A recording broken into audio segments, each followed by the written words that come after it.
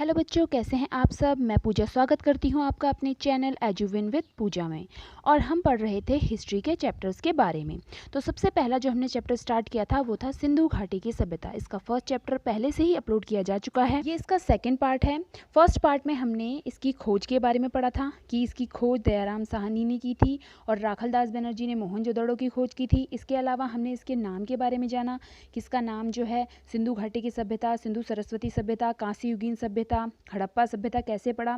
इसके अलावा स्थानीय मतों के बारे में जाना, इसका विस्तार जाना कि ये कहाँ से लेकर कहाँ तक कितने क्षेत्रफल में फैली हुई है। तो इसका जो क्षेत्रफल है वो आपका कितना है, यह है 12,99,000 किलोमीटर, पर वर्तमान समय में 20,00,000 वर्ग किलोमीटर के क्षेत्र में ये फैली हुई है।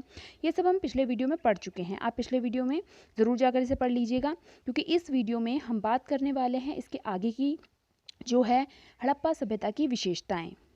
तो अब हम बात कर रहे हैं हड़प्पा सभ्यता की विशेषताओं की। यहाँ पर हम देख रहे हैं कि हमारी जो हड़प्पा सभ्यता है, सभी को पता है कि यह एक नगरीय सभ्यता थी, यानी कि यहाँ पर नगर नियोजन बहुत ही उच्च कोटि का पाया गया है। अब देखिए, नगर नियोजन की बात कर रहे हैं तो नगर नियोजन प्रणाली में क्या था कि जो यहाँ के शहर थे वो दो भागों में विभक्त पाए गए हैं।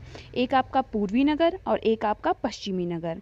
जो आपका पूर्वी नगर था ये आपका निचला नगर कहलाता था। यहाँ पर जो आपके आम लोग थे, साधारण लोग थे, वो रहते थे और ये दुर्गीकृत नहीं था। इसके अलावा जो आपका पश्चिमी नगर था ये दुर्गीकृत था और ये जो है आपके यहाँ पर जो भी उच्च वर्ग के लोग थे वो रहा करते थे। यहाँ पर पुरोहित, जो भी आपके अन्य जो भी बड़े अधिकारी होते थे वो सब रहा करते थे। और यहीं पर आपकी एक मूर्ति भी मिली है पुरोहित की। ये देखिए, यह है वो मूर्ति। अब हम देखते हैं कि जो आपका नगर नियोजन है, यहाँ पर मैंने बताया कि ये 2 पार्ट्स में डिवाइडेड था, एक पूर्वी और एक पश्चिमी। पर कहीं कहीं पर आपके इसके क्या मिलते हैं, एक्सेप्शंस भी मिलते हैं। जैसे धौलावीरा के अंदर आपका जो शहर है, नगर है, वो 2 भागों में नहीं 3 भागों में बटा हुआ पाया गया है। इसके अंदर आपका पूर्वी नगर, पश्चिमी नगर और बीच में एक मध्यमा मिला है। इसके अलावा आपका जो चहुंदड़ो है, ये चौहानदड़ो लिखा हुआ चहुंदड़ो है, यहाँ पर कोई भी दुर्ग नहीं मिला है, यानी कि सब कुछ बराबर था।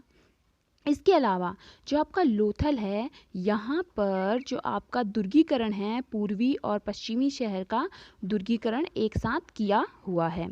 तो इस तरह से ये जो है आपका शहरों का विभाजन था। हड़प्पा सभ्यता की दूसरी प्रमुख विशेषता थी सड़कों का निर्माण जो था समकोण पद्धति में किया हुआ था, यानी कि यहाँ पर ग्रिड प्रणाली के कार्य किए हुए थे। सड़कें जो हैं आपस में एक दूसरे को समकोण में काटती थी 90 डिग्री के एंगल पे। और यहाँ पर क्या होता था कि सड़कें जो हैं आपके जो घर थे वो सड़कों के किनारे किनारे ही बने हुए थे। इसके अलावा जो है यहाँ पर घर बनाने के लिए पक्की ईंटों का प्रयोग किया गया था और ये जो ईंटें हैं 4:2:1 के अनुपात से बनाई गई थी।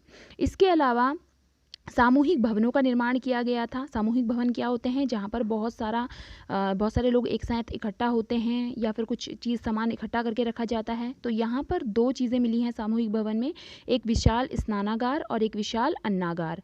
जो आपका स्नानागार है वो आपका मोहनजोदड़ो से प्राप्त हुआ है और जो अन्नागार है वो आपका मोहनजोदड़ो और हड़प्पा दोनों से ही प्राप्त हुआ है।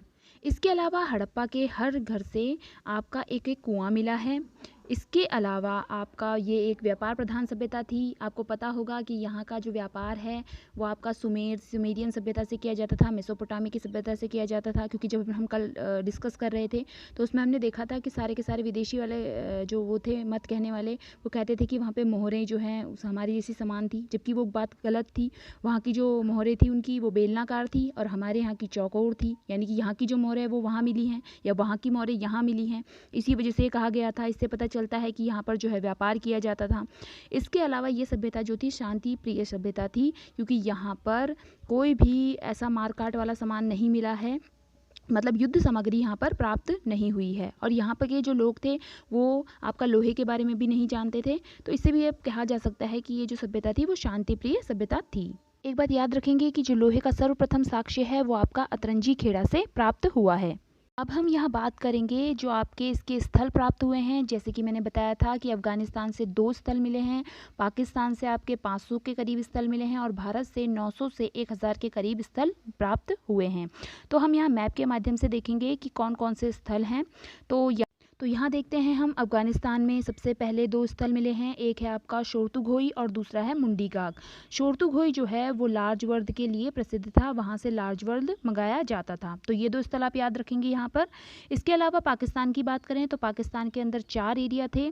एक आपका था आपका पंजाब वाला क्षेत्र, एक था हड़प्पा वाला क्षेत्र, एक था सिंध प्रांत और एक था बलूचिस्तान। तो इन क्षेत्रों में अलग अलग जगह पर जो क्षेत्र पाए गए हैं वो मैं अब आपको बताती हूँ। देखिए, पाकिस्तान में जो सबसे पहला नगर मिला है वो है हड़प्पा, जिसके नाम पर पूरी की पूरी सभ्यता का नाम रखा गया है, क्योंकि यह सबसे पहला खोजा गया नगर था। और ये जो है वो आपका रावी नदी के बाएं तट पर है। ये आप याद रखिएगा कि ये कौन से तट पर है, रावी नदी के बाएं तट पर है।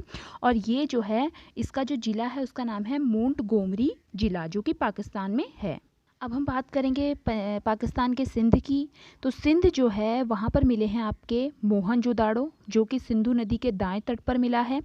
इसके अलावा कोरदीजी है और चन्हूदड़ो, जो कि सिंधु नदी के बाएं तट पर मिला है। ये बात आप याद रखिएगा कि जो आपका मोहनजोदाड़ो है वो दाएं तट पर है और जो चन्हूदड़ो है वो बाएं तट पर मिला है।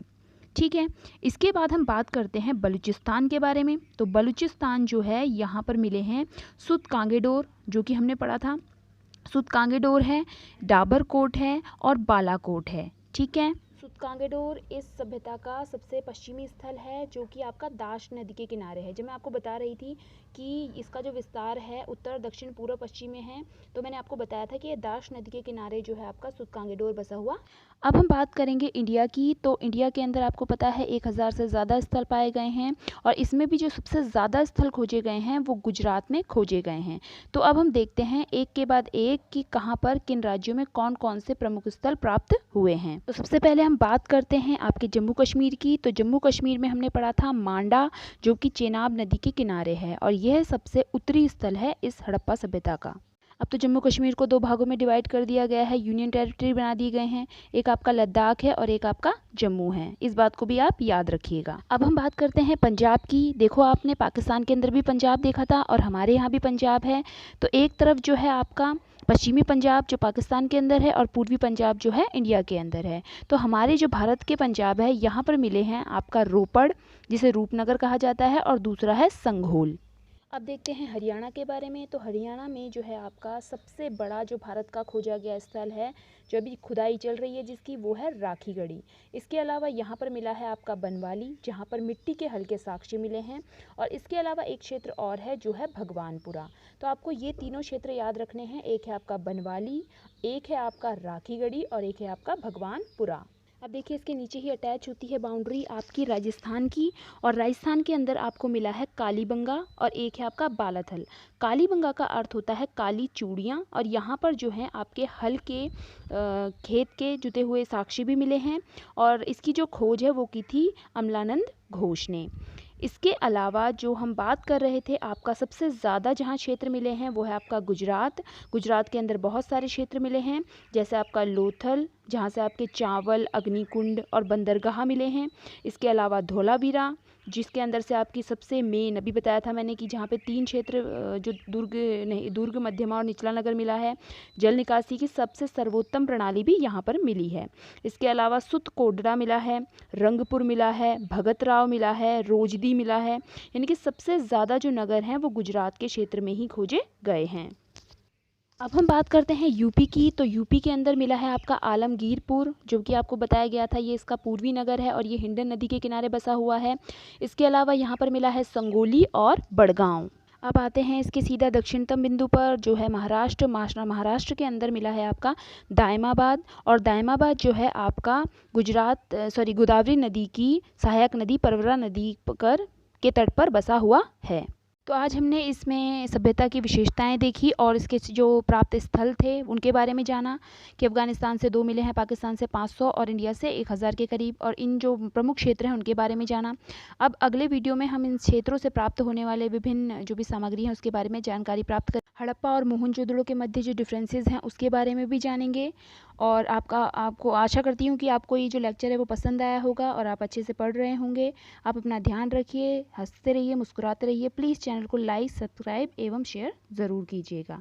तब तक के लिए नमस्कार, बाय बाय।